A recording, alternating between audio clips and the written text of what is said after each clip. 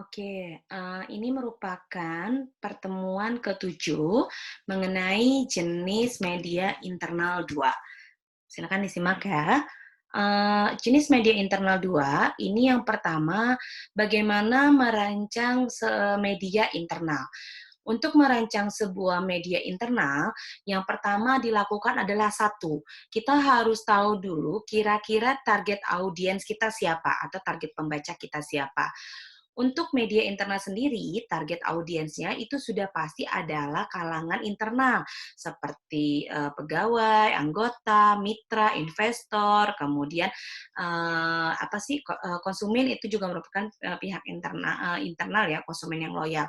Kemudian masyarakat dan tokoh-tokoh yang lainnya. Jadi memang khusus untuk para orang yang menggunakan jasa atau produk perusahaan kita.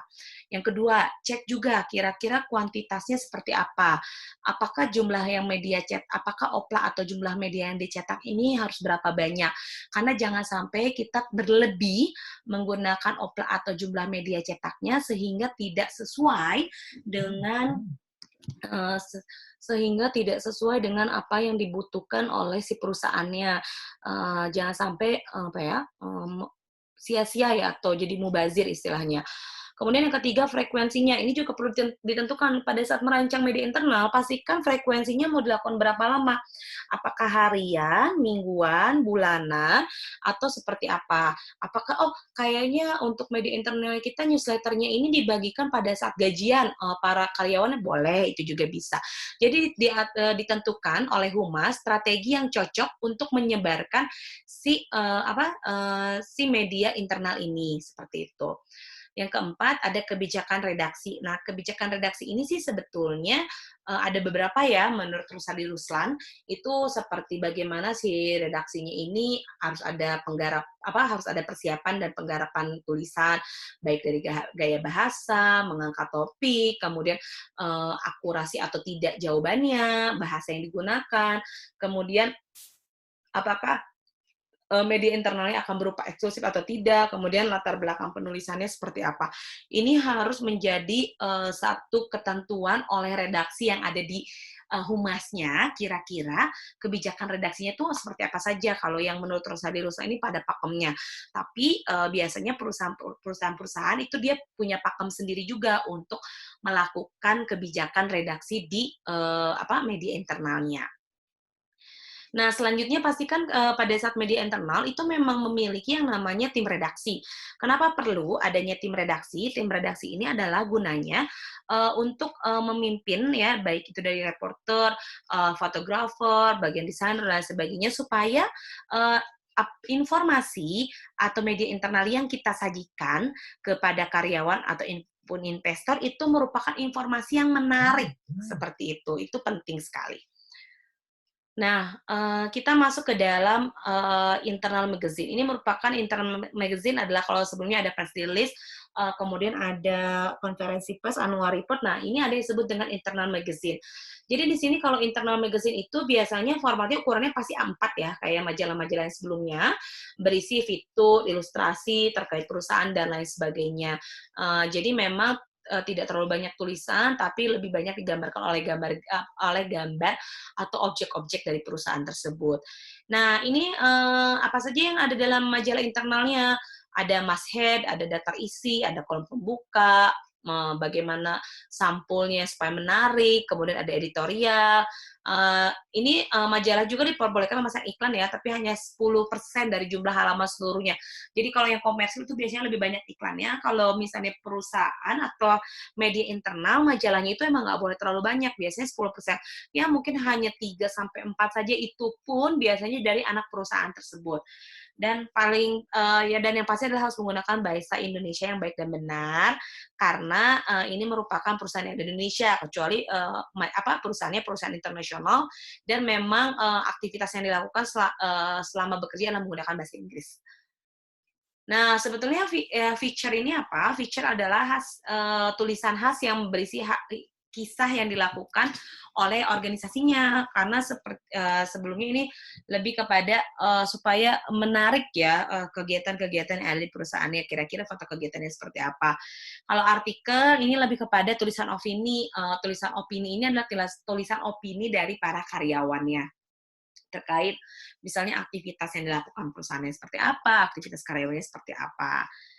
Nah, si The Magazine ini atau majalah juga berbeda bentuknya dengan bulletin atau newsletter, karena biasanya sih kalau misalnya dari segi bentuk fisiknya ya, dia tuh akan lebih bagus, lebih tebal, lebih licin, menggunakan kertas yang berkilau ya, mengkilap gitu maksudnya. Kemudian lebih lengkap dibandingkan bulletin sama newsletter biasanya, makanya biasanya ukurannya jauh lebih tebal. Berisikan tulisan berbentuk feature, artikel, gambar, dan biasanya dilakukan penerbitan selama 3 bulan sekali, jadi tidak rutin dilakukan. Nah, terus ada juga yang disebut dengan tabloid newspaper. Apa sih yang disebut dengan tabloid newspaper? Tabloid newspaper ini merupakan sebetulnya bentuknya tabloid. Tabloid ini setengah koran, setengah majalah seperti itu. Kalau yang populer itu kayak Nova, nah itu tabloid. Bukan Nova ya? Iya, Nova kalau nggak salah. Itu merupakan salah satu bentuk tabloid juga. Mirip surat kabar populer, tapi berisikan berita yang sangat penting, baik itu artikel pendek ataupun ilustrasi di dalamnya. Itu yang disebut dengan apa sih, tabloid newspaper. Nah, bagaimana cara membuat, tabloid newspaper ini? Untuk membuat tabloid newspaper adalah pertama, harus ada training jurnalistik. Training jurnalistik ini biasanya, akan menangani pelatihan ini khusus bagi tim yang akan menangani majalah tersebut atau misalnya tabloid newspaper ini. Pastikan harus ada materi pokoknya. Materi pokoknya itu apa? Eee, bagaimana teknik peliputannya, bahasa jurnalistik yang digunakan, teknik wawancara, sama mencakup manajemen media. Manajemen media itu aturan-aturannya akan seperti apa. Itu harus ada training jurnalistik. 2, lakukan perencanaan dalam melakukan tabloid newspaper. Perencanaan di sini bisa berupa logo, kemudian moto, ada juga formatnya, format kertas dan ukurannya juga bisa disesuaikan, biasanya jauh lebih besar sih. Mungkin seukuran A3 ya kalau tabloid yang pada umumnya. Nah, ini juga pastikan desain cover dasarnya mau seperti apa. Itu paling penting sebetulnya. Kemudian yang ketiga ada organizing. Nah, organizing ini merupakan pembentukan manajemen media, mulai dari pimpinan umum, pemimpin redaksi, kemudian juga ini biasanya dilakukan untuk staf khusus atau staf humas yang memang dia memiliki kapabilitas atau kredibilitas kemampuan dalam melakukan penulisan jurnalistik seperti itu, sehingga informasi atau berita yang nanti disajikan ke halayak atau ke konsumen atau baik ke karyawan itu merupakan berita-berita yang memang layak terbit seperti itu. Kemudian ada tadi udah majalah sudah, tabloid sudah, selanjutnya sekarang newsletter. Nah, newsletter ini apa? Newsletter ini apa sih biasa disebut nawala, merupakan cetakan berupa pamflet atau surat kabar sebetulnya. Jadi newsletter kalau di bahasa Indonesia kan adalah surat kabar yang waktu-waktunya berisi tentang perkembangan perusahaan. Apakah surat kabar yang ada di perusahaan ini sama dengan surat kabar yang ada pada umumnya? Tidak. Kalau surat kabar pada umumnya itu sudah pasti tiap hari. Sudah pasti itu tiap hari. Tapi kalau newsletter newsletter perusahaan biasanya berkala. Bisa jadi mungkin hanya seminggu sekali seperti itu. Tabloid 1 bulan sekali, kemudian magazine 3 bulan sekali. Nah, ini tinggal ditentukan oleh si perusahaannya seperti apa. Newsletter ini sih biasanya dia akan dilakukannya akan secara teratur ya untuk mengetahui perkembangan dari si perusahaannya. Jadi apa fungsi si newsletter ini? Nah, fungsi si newsletter ini sebetulnya memberikan dorongan untuk membuat komitmen kepada perusahaan terkait informasi-informasi dari karyawannya. Kemudian sebagai ajang prestasi, makanya selalu ada kompetisi bagi paket liburan bagi karyawan yang tepat waktu, misalnya seperti itu. Nah, itu juga bisa bentuk promosinya. Jadi untuk motivasi agar para karyawan mau tetap berprestasi.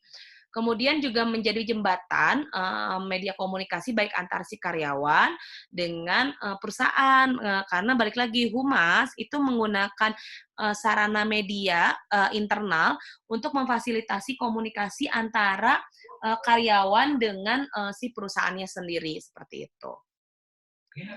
Kemudian juga di sini ada sebagai media publikasi tentang apa yang kegiatan dilakukan, sebagai wahana informasi untuk apa ya, untuk hubungan antara publik internal dan publik eksternal.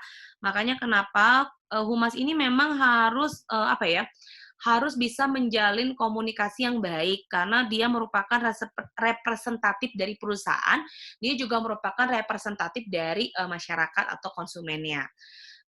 Ini ya, sudah dibilang bentuk publikasi dan lain sebagainya. Next, nah terus bagaimana cara teknik penulisan newsletternya? Cara melakukan teknik penulisan newsletternya, paling penting adalah siapa sasaran newsletter. Ini harus sesuai ya, biar pembaca tidak jenuh dan tidak bingung dengan isi yang ada di newsletternya. Kalau misalnya newsletter ini kan pasti untuk karyawan, maka sasarannya adalah karyawan, pemegang saham, dan calon investor. Kemudian jenis informasi yang ditampilkan seperti apa? Apakah hanya ingin menampilkan aktivitas-aktivitas yang ada di kantornya, ataukah bisa berupa artikel atau opini yang memang ditulis oleh karyawannya, seperti itu. Itu bisa ditentukan oleh humasnya sendiri. Kemudian juga selanjutnya ada penganggaran. Nah, penganggaran ini kira-kira apa ya, masuk akal nggak sih, make sense nggak sih anggaran yang dibutuhkan pada saat melakukan laporan newsletter atau membuat newsletter. Karena ini balik lagi akan disesuaikan dengan budget dari si perusahaan. Kalau biasanya melebihi budget dari perusahaan, maka perusahaan biasanya akan mempending atau menunda untuk melakukan yang namanya apa sih, produksi dari si newsletter itu sendiri. Gitu. Lanjut ada tentang kontinuitas, gaya dan format ya. Kontinuitas ini adalah bagaimana sebetulnya PR ini bisa melakukan continue atau terus-menerus terkait newsletternya. Tidak harus tiap hari, bisa 3 hari, 4 hari sekali, tapi konsisten, itu yang paling penting. Nah, gaya dan formatnya juga seperti apa? Nah, gaya dan format ini beda-beda ya, baik tipografi huruf, layout, jenis kertas, dan jenis terbitan. Gaya dan format ini biasanya disesuaikan dengan gaya penulisan atau gaya representatif dari si perusahaannya. Kalau perusahaannya biasanya kaku, ya pasti dia akan merepresentatifkan apa sih gaya dan format tulisannya juga jadi kaku. Seperti itu, jarang yang jauh berbeda dengan lingkungan perusahaannya, biasanya hampir mirip sih. Lanjut, sebetulnya langkah-langkah apa saja sih dalam penulisan newsletter ini? Pertama, tentukan dulu materi informasinya, mau bahas apa nih, ya. Apakah membahas tentang kegiatannya, apakah membahas produknya, atau membahas jasanya. Yang pasti ini berkaitan dengan si konsumen itu sendiri. Dua, mencari dan menulis berita. Jadi pastikan Bu, kalau cari informasi berita untuk newsletter ini, apakah harus turun ke lapangan? Tidak, bukan ke lapangan di luar ya, tapi justru turun ke lapangannya adalah kepada karyawannya. Bisa misalnya mencari tahu atau melakukan wawancara dengan dengan para humas pegawainya. Kemudian bagaimana cara menulisnya, sajiannya disesuaikan dengan memang format penyajian informasi yang biasa dilakukan oleh perusahaan tersebut. Next, lanjut, tentukan juga batas deadline ya, ini paling penting. Jangan sampai deadliner, jadi pastikan batas deadline-nya, karena jangan sampai ketika si tim humasnya sendiri deadliner, jadi membuat kecewa para pembaca, karena kok telat sih ngirim newsletternya, kan saya mau cari informasi kok telat sih. Nah, itu jangan sampai seperti itu ya, karena itu akan menurunkan kredibilitas dari perusahaan tersebut, sehingga bisa jadi penilaian konsumen atau masyarakat ataupun karyawan lainnya menjadi negatif terhadap si newsletter yang diterbitkan oleh si perusahaan tersebut, seperti itu. Dan ini juga seringnya pada umumnya berikan foto atau gambar supaya menarik dan terkesan mahal. Seperti itu. Oke, ini ada mengatur dan mengedit naskah. Nah, selanjutnya PR ini juga wajib atau harus memiliki keterampilan bagaimana cara mengedit dan mengatur naskah.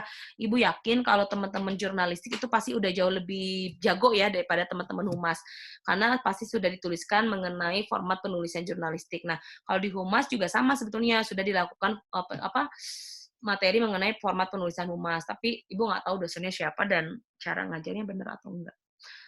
Nah, kemudian, selain itu ada yang disebut proses mencetak. Nah, proses pencetakan ini juga harus fokus bagaimana kayak pewarnaan, pembuatan montage-nya, bagaimana film percetakannya, cutting cutting sistemnya, bagaimana packaging-nya dan sebagainya. Sehingga orang menarik. Begitupun kayak bank-bank yang suka mengirimkan tagihan listrik, terus ada newsletter di dalamnya, misalnya kayak promo, kemudian kartu kredit ini biasanya bank-bank sih. Ada promo, ada kegiatan apa. Nah, itu biasanya adalah untuk mengantisipasi informasi yang delay, maka dilakukan proses pencetakan harus jauh lebih cepat dari kegiatan. Ini yang paling penting juga ya, newsletter ini bukan media promosi produk. Jadi tidak mempromosikan produk, tapi memperkenalkan produk. Jadi kalau misalnya tadi sebelum Ibu bilang mempromosikan, tolong korek ya. Jadi yang paling benar adalah apa ya, memperkenalkan mungkin ya, memperkenalkan, membahas mengenai produk tersebut, kemudian karena bukan ajang penjualan, kalau ajang penjualan itu ada lagi, apa namanya, katalog biasanya dan kebiasaannya, di media perusahaan internal itu selalu ditulis bahwa ini, tidak diperjualbelikan, si majalah atau newsletter-nya, bahwa ini hanya kalangan terbatas, khusus untuk karyawan perusahaan apa, misalnya seperti itu. Nah, ini paling penting lagi-lagi dalam setiap kegiatan apapun, yang paling penting itu adalah, evaluasi. Karena kenapa? Untuk meningkatkan kualitas layanan dari si perusahaan terhadap konsumennya, itu penting. Dan jangan sampai gengsi untuk menerima kritik dan saran ya, justru orang humas itu harus mampu menerima kritik dan saran. Kemudian ada kegiatan pracetak. Nah, kegiatan pracetak ini seperti apa? Kegiatan pracetak itu kalau misalnya teman-teman mau cetak sendiri nanti, si newsletter-nya boleh, tapi sih Ibu selalu menyarankan kalau mahasiswa yang lain ketika dia apa, apa ya, ketika dia memang tampil gitu bukan tampil ya, mmm ketika dia launching gitu maksudnya, memang, ada hal-hal yang dibutuhkan misalnya kayak kamera, perlengkapan, penulisan, composing, live, flash disk, perpustakaan, dan lain sebagainya. Jadi peralatan percetak itu, eee, boleh diberikan kepada perusahaan percetakan atau oleh kalian sendiri. Ini kalau misalnya ada yang kurang jelas boleh banget ya nanti tanyain ke Ibu, nanti Ibu jelasin.